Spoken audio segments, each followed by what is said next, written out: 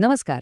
नामदेवचा आध्यात्मिक प्रवास, कर्म, संघर्ष आणि मुक्ती ह्या आपल्या आजच्या सविस्तर विश्लेषणात मी तुम्हा सर्वांचं मनापासून स्वागत करतो.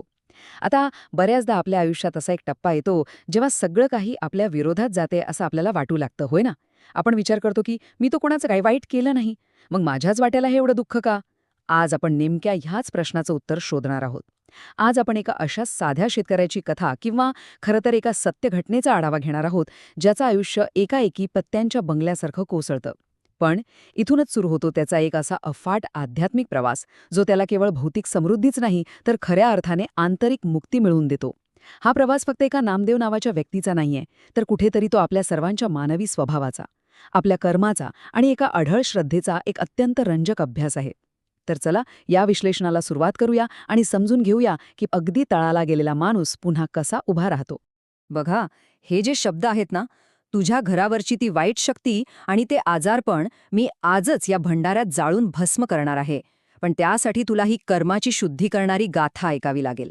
सद्गुरू बाळूमामांचे हे शब्द वाचताना किंवा ऐकतानाही अक्षरशः अंगावर शहारे येतात. विचार करा, एक माणूस जो पूर्णपणे निराशेच्या अंधारात बुडाला आहे, त्याला अचानक असा एक भक्कम आधार मिळतो. या एकाच वाक्यात या संपूर्ण कथेचा गाभा दडलेला आहे. इथे एक अत्यंत स्पष्ट आणि खणखणीत दैवी वचन दिलं गेलंय की तुझ्या आयुष्यातील नकारात्मक शक्तींचा मी नाश करेन. पण, आणि हा पण खूप महत्वाचा आहे बरं का, इथे एक अटही घातली आहे, कर्माची शुद्धी. म्हणजे सद्गुरू तुम्हाला संकटातून बाहेर काढतील, पण तुमच्या भूतकाळातील कर्मांचा हिशोब तुम्हाला स्वतःलाच करावा लागेल. हे आपल्याला अगदी स्वच्छपणे सांगतं की मुक्ती किंवा यश मिळवण्यासाठी कुणीतरी जादूची कांडी फिरवेल अशी वाट बघण्यापेक्षा स्वतःच्या चुकांचा आणि कर्मांचा सामना करणं किती आणि का आवश्यक आहे. तर आपण आपल्या विश्लेषणाच्या पहिल्या भागाकडे वळूया, शेतकऱ्यांवरील घोर संकट आणि नामदेवच्या जगाचा विनाश. आता या कथेतला मुख्य दुवा कोण आहे? तर आपला नामदेव. नामदेव हा तसा अगदी तुमच्यासारखाच एक अत्यंत कष्टकरी माणूस. सकाळी उठून शेतात राबणारा आणि देवावर प्रचंड श्रद्धा असणारा. त्याचं एक छोटंसं पण खूप सुखी असं कुटुंब होतं. पण म्हणतात ना, सुखाला दृष्ट लागायला वेळ लागत नाही. तसंच काहीसं नामदेवच्या बाबतीत घडलं. त्याच्या या शांत आयुष्यात अचानक एकापाठोपाठ एक संकटांची मालिकाच सुरू झाली. आणि सुरुवात कुठून झाली? तर निसर्गाच्या लहरीपणापासून. सलग 2-3 वर्ष पावसाने पूर्णपणे ओढ दिली. आता विचार करा, एका शेतकऱ्यासाठी पाऊस नाही म्हणजे काय? विहिरी पार कोरड्या पडल्या आणि डोळ्यांसमोर शेतात पेरलेलं हजारो रुपयांचं बी बियाणे त्या रखरखत्या मातीतच जळून खाक झालं. याचा थेट आणि भयंकर परिणाम काय झाला? तर साहजिकच पोटापाण्यासाठी आणि शेतीसाठी सावकाराकडून घेतलेलं कर्ज अगदी डोंगरा एवढं वाढत गेलं. व्याज वाढत होतं आणि उत्पन्न शून्य. पुढच्या काही महिन्यातच परिस्थिती इतकी हाताबाहेर गेली की घरात अक्षरशः अन्नाचा कणही उरला नाही. आणि मित्रांनो, तुम्हाला तर माहितीच आहे, गरिबी जेव्हा दारात येते तेव्हा ती एकटी कधीच येत नाही. ती आपल्यासोबत अफाट चिंता, मानसिक ताण आणि काळोखं नैराश्य घेऊन येते. नामदेवची अवस्थाही आता अशीच झाली होती. पण थांबा, नामदेवचा संघर्ष फक्त इथंवरच मर्यादित नव्हता. परिस्थिती आणखी किती भयानक होऊ शकते हे आता आपण बघूया. केवळ गरिबी असती तर तो कदाचित लढलाही असता. पण इकडे संकटांनी एक वेगळंच आणि भयंकर रूप घेतलं होतं. गावातले जे काही श्रीमंत आणि मत्सरी लोक होते, त्यांनी त्याच्या या हतबलतेचा फायदा घ्यायला सुरुवात केली. त्याला विनाकारण अपमानित करणं, त्याच्या वाटेत अडथळे आणणं सुरू झालं. एकीकडे हा मानवी पातळीवरचा छळ चालूच होता आणि त्यातच भर म्हणून काय झालं तर घरात अचानक नकारात्मक आणि अघोरी शक्तींचा शिरकाव झाला. हे सगळं कसं घडत होतं कुणास ठाऊक, पण अचानक घराच्या छतावर रात्री अपरात्री मोठे मोठे दगड पडण्याचे आवाज येऊ लागले. आणि सर्वात मोठा धक्का म्हणजे त्याची पत्नी अगदी रहस्यमयरित्या गंभीर आजारी पडली. डॉक्टरांचे उपाय संपले पण आजार काय कळेना. हे सगळं बघितल्यावर असं वाटतं की नियतीने नामदेवला सर्वच बाजूनी अंधारात ढकलून दिलं होतं. त्याच्याकडे आशेचा एकही किरण उरला नव्हता. आता आपण वळूया दुसऱ्या भागाकडे, आशेचा एक किरण, निराशेच्या गर्तेत पडलेले स्वप्न. बघा, जेव्हा परिस्थिती पूर्णपणे आपल्या हाताबाहेर जाते, जेव्हा आपल्याला वाटतं की आता संपलं सगळं, मृत्यू हाच आता एकमेव मार्ग उरलाय, अगदी त्याच वेळेस कुठून तरी आशेचा एक पुसटसा किरण नक्कीच दिसतो. नामदेवच्या आयुष्यातही अगदी असंच घडलं. हा त्याच्या आयुष्यातला सर्वात मोठा टर्निंग पॉइंट होता. एका रात्री अत्यंत हतबल होऊन रडत रडत त्याने आकाशाकडे बघून देवाची करुणा भाकली, मदतीची याचना केली. आणि त्या रात्री त्याला झोपेत एक अत्यंत अद्भुत असा दृष्टांत झाला. त्याने स्वप्नात काय पाहिलं तर एक विस्तीर्ण, डोळ्यांचं पारणं फेडणारं हिरवेगार पठार, तिथे हजारो मेंढ्यांचा एक मोठा कळप शांतपणे चरतोय आणि त्या कळपाच्या मध्यभागी एक तेजपुंज मूर्ती उभी आहे. साधी कफनी, डोक्याला पिवळा फेटा आणि हातात काळी काठी. ही मूर्ती दुसरी तिसरी कुणाची नसून साक्षात सद्गुरू बाळूमामांची होती. त्यांच्या चेहऱ्यावर कसलाही राग नव्हता, तर नामदेवसाठी एक अफाट अशी माया होती. आणि मित्रांनो, याच एका क्षणी नामदेवला त्याचा सर्व दुःखांच्या अंताचा मार्ग मिळाला. ह्याच स्वप्नात सद्गुरूंनी नामदेवला आदमापूर या गावी येण्याचा दृष्टांत दिला. आता आदमापूर म्हणजे नेमकं काय? तर हे केवळ नकाशावरचं एक साधं भौगोलिक ठिकाण नाहीये. हे एक असं अत्यंत पवित्र आणि अद्भुत आध्यात्मिक न्यायालय आहे, जिथे माणसाच्या भूतकाळातील प्रत्येक कर्माचा खडानखडा हिशोब होतो. नामदेवचा हा जो अंधाराकडून प्रकाशाकडे आणि संकटाकडून समाधानाकडे जाणारा प्रवास होता ना, तो इथेच खऱ्या अर्थाने सुरू झाला. यातून आपल्याला एक खूप मोठी गोष्ट शिकायला मिळते, ती म्हणजे जेव्हा तुम्हाला स्वतःच्या आयुष्यात बदल हवा असतो, तेव्हा नुसता एका जागी बसून रडून चालत नाही, तर श्रद्धेने आणि विश्वासाने एखाद्या विशिष्ट दिशेने पहिलं पाऊल उचलावंच लागतं. नामदेवने ते पाऊल आदमापूरच्या दिशेने उचललं. आता आपण पोचलोय भाग 3 मध्ये. कर्माचे वास्तव आणि भूतकाळातील कृतींचे विश्लेषण. जसा जसा नामदेव आदामापूरच्या प्रवासाला निघाला, तसतसं त्याच्या डोक्यात विचारांचं एक मोठं चक्र सुरू झालं. त्याच्या मनात तोच जुना प्रश्न घोळत होता, मी तर कुणाचं कधी वाईट नाही केलं, कुणाला फसवलं नाही, मग माझ्याच वाट्याला हे असं नशिबाचे भोग का? पण जसजशी आदामापूरची हद्द जवळ येऊ लागली, तसतशी त्याला त्याच्या भूतकाळातील काही लहान सहान कृतींची अचानक आठवण येऊ लागली. आणि इथेच मित्रांनो, खऱ्या अर्थाने त्याचं आत्मपरीक्षण सुरू झालं. आता ह्या गोष्टी नीट बघा. वरवर पाहता या घटना आपल्याला खूप साध्या वाटू शकतात. जसं की एकदा एका भुकेल्या साधूला त्याने दारावरून काहीही न देता रिकाम्या हाताने परत पाठवलं होतं. एकदा रागाच्या भरात स्वतःच्याच एका मुक्या प्राण्याला त्याने निष्कारण काठीने मारलं होतं. आणि जेव्हा त्याच्याकडे चांगली शेती होती, थोडा पैसा होता, तेव्हा नकळत का होईना पण त्याच्या मनात एक प्रकारचा गर्व निर्माण झाला होता. आपल्याला वाटतं की यात काय एवढं, असं तर आपणही रोजच वागतो.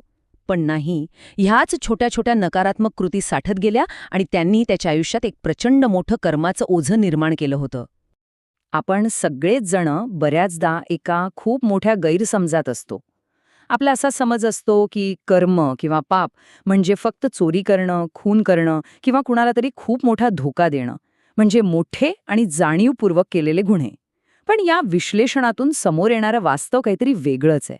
वास्तव हे आहे की आपल्या रोजच्या साध्यासुध्या आयुष्यात आपल्याकडून ज्या नकळत चुका घडतात, जसं की आपला अहंकार, कुणाचा तरी केलेला अपमान किंवा इतरांबद्दल आपल्या मनात असणारा सहानुभूतीचा अभाव, ह्या सर्व गोष्टी देखील आपलं भविष्य ठरवत असतात.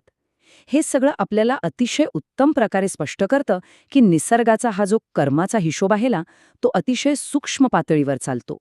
तुमच्या हातून घडलेली एकही लहान कृती, मग ती चांगली असो वा वाईट, या निसर्गाच्या आणि त्या वर बसलेल्याच्या नजरेतून कधीच सुटत नाही. यानंतर आपण वळतोय चौथ्या भागाकडे, सद्गुरूंची भेट आणि आदमापूरमधील तो अंगावर काटा आणणारा प्रसंग. जेव्हा नामदेवला आपल्या या सूक्ष्म चुकांची खऱ्या अर्थाने जाणीव झाली, तेव्हा तो आदमापूरच्या त्या पवित्र भूमीत पोचला. तिथे पोहोचताच त्याच्या मनावरील ते मोठं ओझं अचानक खूप हलकं झाल्यासारखं त्याला वाटलं. आणि जेव्हा तो प्रत्यक्ष सद्गुरू बाळूमामांसमोर उभा राहिला, तेव्हा त्याला जे ऐकायला मिळालं ते खरोखरच थक्क करणारं होतं.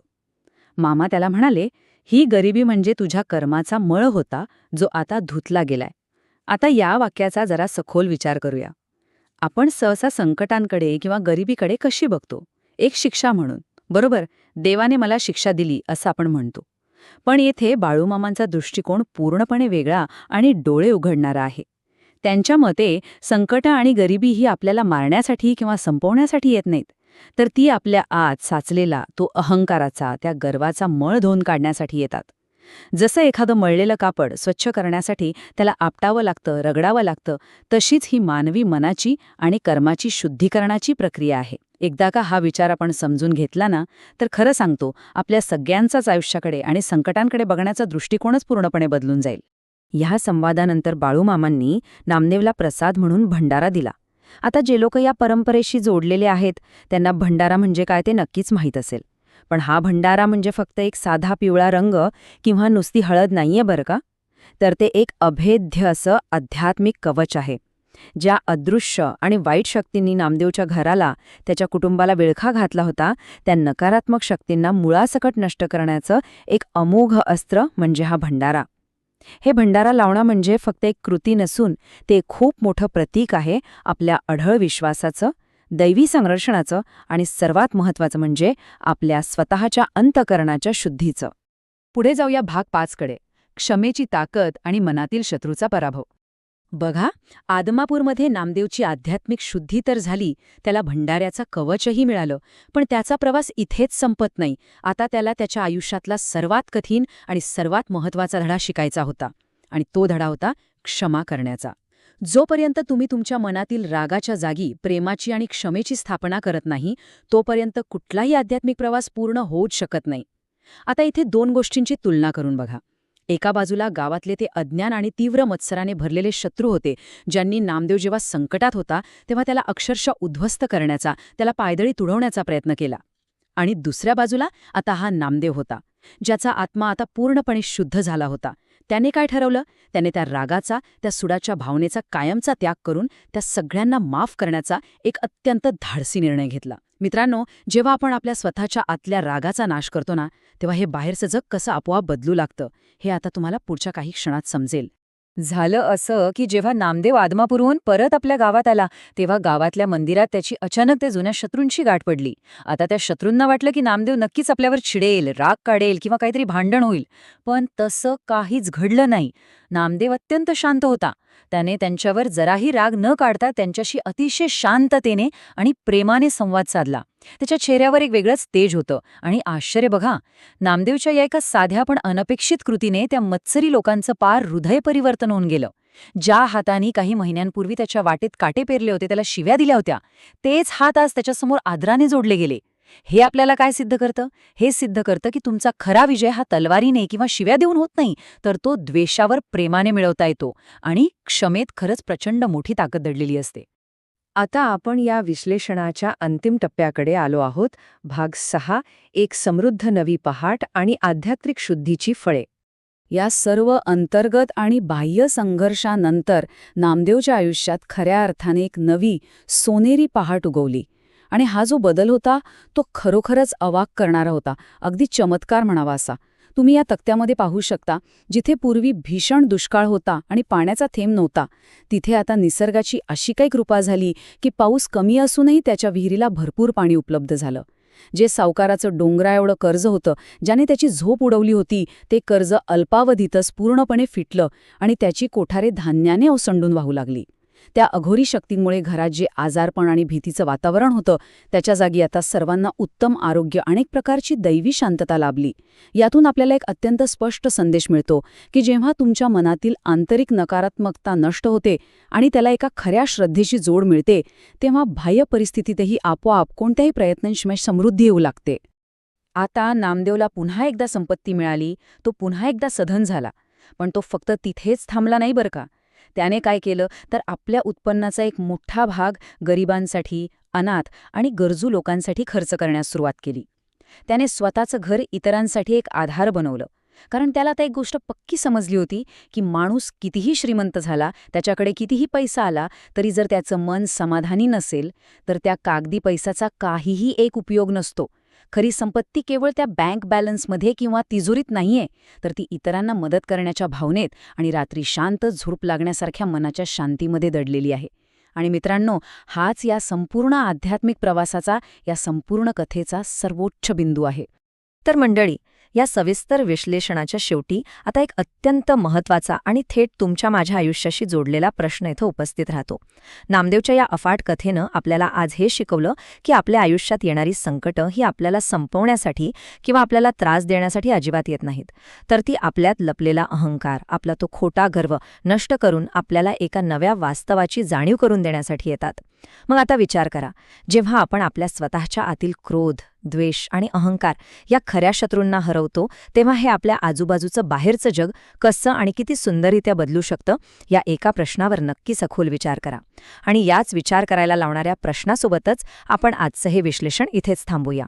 या प्रवासातून काहीतरी चांगलं घ्या आणि आंतरिक शांतीकडे जाणारा तुमचा स्वतःचा मार्ग नक्की शोधा. वेळ दिल्याबद्दल खूप खूप धन्यवाद.